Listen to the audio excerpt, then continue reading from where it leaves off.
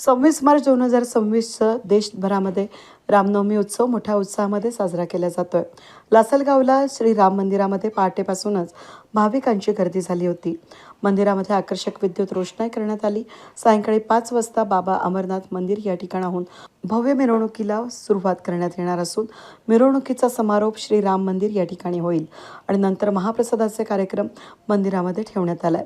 रामनवमी उत्सवाला सुरुवात झाली असून देशभरातील राम मंदिरामध्ये विशेष पूजा आणि सोहळे आयोजित करण्यात आले आहेत। रामनवमी उत्सवाचे हे ठळक मुद्दे असून उत्सवामध्ये भरपूर गर्दी झालेली दिसत आहे। लासलगावच्या राम मंदिरामध्ये संपूर्ण महाराष्ट्रातील राम मंदिरात राम जन्मोत्सवानिमित्त पहाटेपासूनच भाविकांची गर्दी पाहायला मिळाली। अयोध्येतील श्रीराम मंदिराचा जिवंत देखावा हा मिरवणुकीचं आकर्षण असून रामनवमीचा उत्सव सुरू झाला, त्यामध्ये लाखो भाविक दर्शनासाठी येत आहेत। लासलगाव पोलीस स्टेशनचे सहाय्यक निरीक्षक दीपक पाटील यांच्या हस्ते आरती करण्यात आली। श्रीराम मंदिर ट्रस्टचे अध्यक्ष अशोक नाना होळकर यांनी आरती करून भाविकांना संबोधित केलं। रामनवमीच्या दिवशी रघुपती राघव राजा रामच्या भजनांनी वातावरण राममय झालं होतं।